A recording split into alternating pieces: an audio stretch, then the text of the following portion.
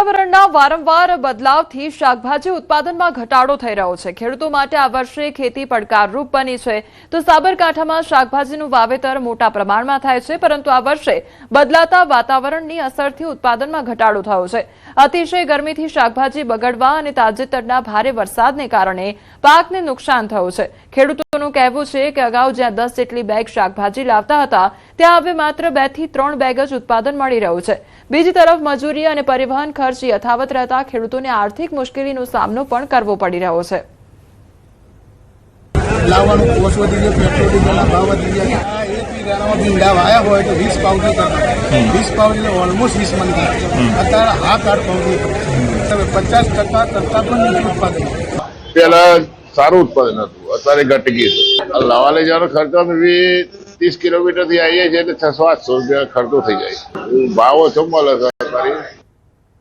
શાક માર્કેટમાં હાલ શાકભાજીના ભાવમાં તેજી જોવા મળી રહી છે અને સરેરાશ ભાવ 500 થી 1500 રૂપિયા પ્રતિ 20 કિલો સુધી પહોંચી ગયા છે। ભાવ વધતા ખેડૂતોને ફાયદો થતો દેખાય છે, પરંતુ ઉત્પાદન ઘટતા પરિસ્થિતિ વિપરીત બની છે। અગાઉ 10 બેગ શાકભાજી લાવતા ખેડૂતો હવે માત્ર 2 થી 3 બેગ જ લાવી રહ્યા છે।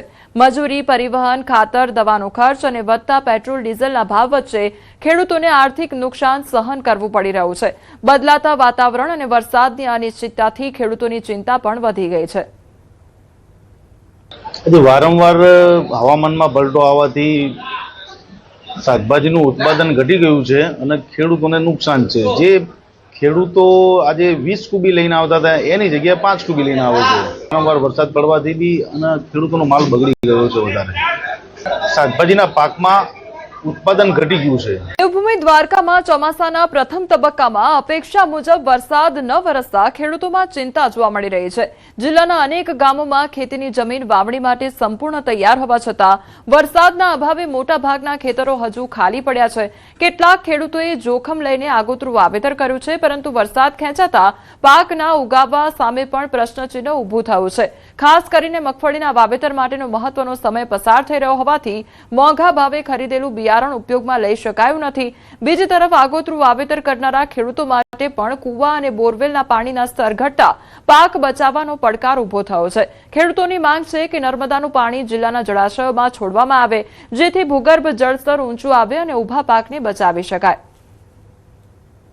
અમારો દેવભૂમિ દ્વારકા, જામનગર, પોરબંદર અને કચ્છ જેવા જિલ્લામાં બિલકુલ વરસાદ નહીવત વરસાદ, મતલબ એક સાટો વર્ષ ન આવ્યો। તો અમે જે આગોતરા વાવેતર કર્યા હતા ત્યારે પાણી હતું થોડું ઘણું કુવામાં, તો અમે આજથી મહિનો દી પહેલા જે વાવેતર કર્યા હતા એ જે તો પાક ઉગીને ઊભો થયો એને હવે પાણી પૂરા થઈ રહ્યા, કેમ કે તર ખેંચાઈ ગયા, પાણી પૂરા થઈ ગયા, તો હવે એ પાક અમારે બિલકુલ ફેલ થવાની ભીતિ છે। કુવા, જળાશય, બોર બધા ખાલી છે, તો હવે ખેડૂતને હે ને મગફળીનો સમય જતો રહ્યો તો વાવેતર બધું બદલાવવું પડે, તો આમાં બહુ મોટી નુકસાની આવે। ને હવે વરસાદ જો આવે તો મગફળીનું વાવેતર થઈ શકે નહીં, કારણ કે લેટ થાય બધું। અમે વાવેતર કર્યા હતા તો આપણે એ થતું વરસાદ થઈ જાય તો વાંધો નહીં આવે, માટે વરસાદ તો થયો નહીં, માટે હવે જો સરકારને અમે વિનંતી કરી કે જો કંઈક નર્મદાનું પાણી છોડે ને તો અમારે આમાં કંઈક પાણી ફુવારાથી કે સિંચાઈ આમ પાણી દઈ શકે, બાકી નગર કોઈ અમારો આધાર છે નહીં, નકર પાક ફેલ જાય છે।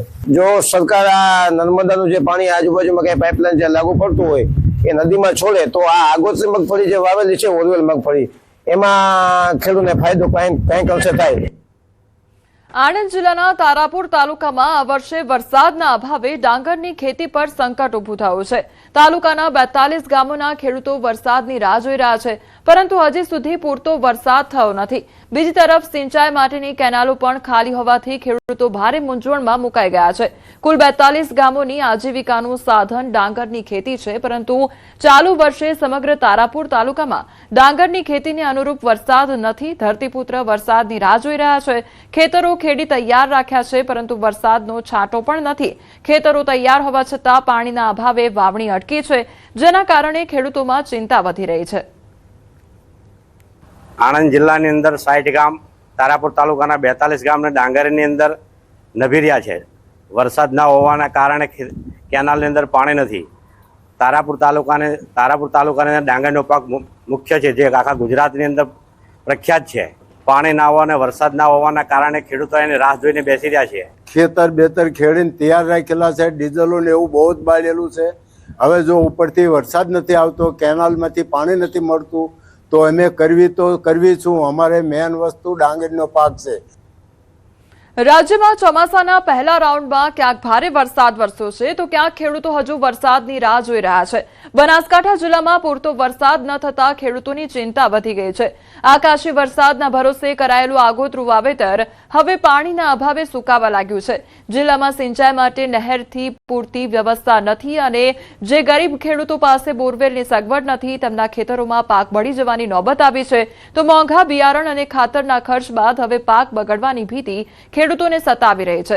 જો વરસાદ વધુ ખેંચાશે તો ફરીથી વાવણીનો ખર્ચ સહન કરવો પડે તેવી પણ સ્થિતિ સર્જાઈ છે. મેં પહેલી વખત ચોમાસાનું વાવેતર કર્યો એ વાવેતર નિષ્ફળ ગયું. વરસાદ ખેંચાઈ જતા ના બીજી વખત વાવેતર કર્યું છે બરોબર અને લગભગ 30-40 હજારનો ખર્ચો થયો બરોબર અને હવે વાયરા એટલે કોઈ વરસાદની કોઈ આશા નથી. હવે સરકારને કોઈ બી નિર્ણય લઈને ખેડૂતોને કોઈ સહાય કરવી હોય તો કરી શકે બરોબર. એમાં વરસાદ ખેંચાતા ગરમી પડી એના લીધે નફળત પાક બિયારણ ખાતરમાં ભાવ ફૂલ છે અને અમને કોઈ મળતર થાય એમ છે નહીં. પછી એના લીધે ધોન બળી ગયો. મારો ખેતી બાજરી હતી બળી ગયો છે. હવે વરસાદ ખેંચાય તો આમાં કોઈ મળતર છે નહીં. અમને શું કરવાનું આમાં સાહેબ? વરસાદ ખેંચા તો વળી પૂરી નુકસાની છે. બાજરી છે નહીં હવે આમાં 30-40 હજારનો ખર્ચો પડી ગયો. એમાંથી જો હવે હપ્તા ભરવા કે કોઈ બીજું બિયારણ લાવવું કે જિલ્લામાં વરસાદની ખેંચના કારણે ખેડૂતો માટે ચિંતાજનક સ્થિતિ સર્જાઈ ગઈ છે. મોંઘા બિયારણ અને ખાતરના ખર્ચ બાદ કરાયેલ મગફળીનું વાવેતર હવે વરસાદના અભાવે સુકાવા લાગ્યું છે. ખેડૂતોના જણાવ્યા મુજબ જમીનમાંથી નીકળતી ગરમી અને ભેજના અભાવે હાલ અંદાજે 20% પાકને નુકસાન થવાનું શરૂ થઈ ગયું છે. જો આગામી 15 દિવસમાં સારો વરસાદ નહીં પડે તો જિલ્લામાં 50% સુધી સુકારો આવવાની શક્યતા વ્યક્ત કરવામાં આવી રહી છે. એક તરફ પ્રતિ એકરે અંદાજે 40,000 રૂપિયાનું નુકસાન થવાની ભીતિ છે તો બીજી તરફ ડીએપી ખાતરની અછત અને ફરજિયાત અન્ય ખાતરની ખરીદીથી ખેડૂતોની મુશ્કેલી વધી ગઈ છે. ખેતીની વાવેતર કરવામાં ખપે ત્યારે બિયારણ લેવા જાય ત્યારે બિયારણ પણ બહુ મોંઘું હોય છે. પ્રતિ કિલો અત્યારે ગણતરી કરો તો 180 રૂપિયા કેજી આવે છે. ડીએપી અન્ય પણ ખાતર લેવો એની સાથે બીજું પણ આપવામાં આવે છે. અમે એક કહીએ છીએ સરકારને કે એની સાથે તમે જે આવતું હોય એ જ આપો કાયદેસરની રીતે. G24 નંબર મગફળી લગભગ 170 રૂપિયા પર કિલો આવી છે. મોંઘું દટ બિયારણ ખેડૂતોએ વાવી છે. એની સાથે ડીએપી પાયાનું ખાતર કહી શકાય. તો ડીએપીનો નહોતું મળતું છતાંય ખેડૂતોએ એના બદલામાં બીજા મોંઘા દટ ખાતરો વાવી અને મગફળી વાવેલી છે. પણ વરસાદ ખેંચાતા આ મગફળી અત્યારે ઉતરવા માંડી ગઈ છે એટલે કે સુકાવા માંડી ગઈ છે. વરસાદ ખેંચાતા XYZ બધા પાકમાં 50% જેવી નુકસાની છે. પ્લસ કે વરસાદ નથી થયો એના કારણે ઉગાવવામાં પણ 50% આવ્યો છે. હવે 50% ઉગાવો આવ્યો હોય એની 50% ઉગાવવામાંથી પણ અમને એવું લાગે કે વરસાદ નહીં થાય તો આનું ઉત્પાદન ઘટીને પણ 50% થઈ જશે. રાજ્યમાં એક તરફ અતિભારે વરસાદથી જનજીવન પ્રભાવિત બન્યું છે તો બીજી તરફ સૌરાષ્ટ્રના અનેક વિસ્તારોમાં વરસાદની ભારે ખેંચ જોવા મળી રહી છે. રાજકોટ જિલ્લાના પડધરી તાલુકામાં આ સિઝનમાં અત્યાર સુધી માત્ર 35 મિલીમીટર એટલે કે અંદાજે 1.4 ઇંચ વરસાદ નોંધાયો છે, જેના કારણે ખેડૂતો ચિંતામાં છે. ન્યૂઝ 18ની ટીમે પડધરી તાલુકાના નવી ચાણોલ ગામની મુલાકાત લીધી, જ્યાં ભર ચોમાસે પણ ખેતરો સૂકા અને વાવણી અધૂરી જોવા મળી છે. ત્યારે ઘણા ખેડૂતોનું આગોતરું વાવેતર વરસાદના અભાવે સુકાઈ રહ્યું છે અને હવે તેઓ પાક બચાવવા માટે પિયતનો સહારો લેવા મજબૂર બન્યા છે. તો ખેડૂતોનું કહેવું છે કે જો આગામી દિવસોમાં સારો વરસાદ નહીં પડે તો પાક નિષ્ફળ જવાની પણ ભીતિ સેવાઈ રહી છે. ગયા વર્ષની સરખામણીએ આ વર્ષે વાવેતર પણ નોંધપાત્ર રીતે ઘટ્યું છે અને ખેડૂતોના હજારો રૂપિયાનું રોકાણ જોખમમાં મુકાઈ ગયું છે.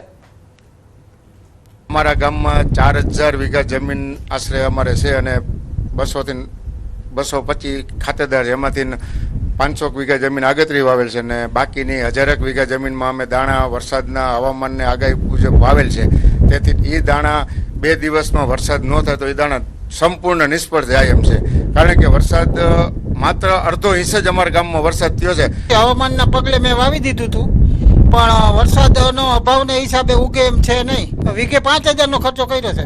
વરસાદની આગાહી નથી અને સંપૂર્ણ પાક ફેલ થાય એવી પરિસ્થિતિ છે અત્યારે. આગતરું આવેલું છે એની હુકાવાની તૈયારી છે. એક મહિનાથી કરેલા હોય પાણી હવે ઘટ પૂરા થઈ ગયા. અત્યારે પાણીની પોઝિશન બહુ ટાઈટ છે. સમજી ગયા અમે મગફળી વાવેતર કરેલા છે બધા. હવે મગફળીની આ પોઝિશન છે અત્યારે અને એટલે હવે કોઈ પાણી વરસાદ થાય તો જ મેળે પડે એવું છે. ખેતરના સેટે જઈને પોક મૂકીને રોઈ, બીજું કાંઈ ન થાય એમાં. રોયા સિવાય વારો નથી.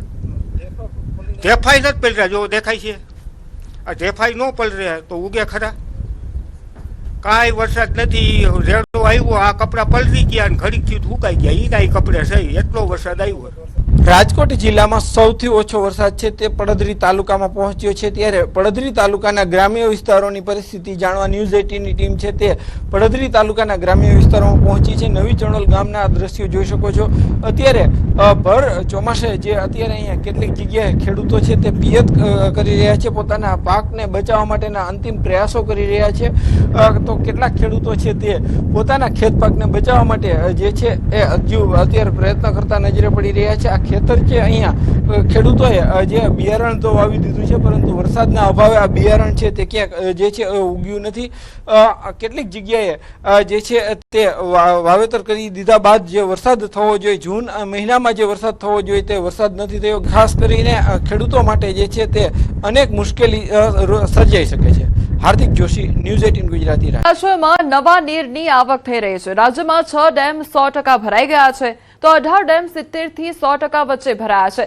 50% થી વધુ ભરાયેલા ડેમની સંખ્યા 25 નોંધાઈ છે, તો 50 ડેમ 25% થી વધુ ભરાયા છે. 107 ડેમમાં 25% થી ઓછું પાણી નોંધાયું છે. નવા નીરની આવકને પગલે 10 ડેમ હાઈ એલર્ટ પર છે. 4 ડેમને એલર્ટ કરવામાં આવ્યા છે, ત્યારે 10 ડેમને વોર્નિંગ અપાઈ છે. નવા નીરની આવકને પગલે સરદાર સરોવર ડેમ 65% ભરાઈ ચૂક્યો છે. તો વરસાદને પગલે હાલ રાજ્યના 75 માર્ગો અસરગ્રસ્ત થયા છે. 10 જિલ્લાના માર્ગોને પહોંચી છે અસર. સૌથી વધુ સુરત જિલ્લાના 18 માર્ગોને અસર વર્તાઈ છે, તો બીજી તરફ 94 અસરગ્રસ્ત માર્ગોમાંથી 19 માર્ગો ચાલુ થયા છે. અમરેલી જિલ્લા પર વરુણદેવ મહેરબાન થયા હોય તે પ્રકારનો ઘાટ જોવા મળી રહ્યો છે. ભરપૂર વરસાદના કારણે જળાશયો, તળાવ, ચેકડેમ છલોછલ ભરાઈ ગયા છે. લાઠી નજીકથી પસાર થતી ગાગડીયો નદીના અદ્ભુત આકાશી દ્રશ્યો સામે આવ્યા છે. તો ગાગડીયો નદી પર સરકાર દ્વારા કરવામાં આવી હતી જળ સંચયની કામગીરી. ગાગડીયો નદીમાંથી વહી જતા પાણીનો હવે સંગ્રહ પણ થઈ રહ્યો છે. જળ સંગ્રહથી મોટા વિસ્તારમાં જમીની તળ ઊંચા આવશે, તો અદ્ભુત આકાશી દ્રશ્યોનો સુંદર નજારો પણ સામે આવ્યો છે.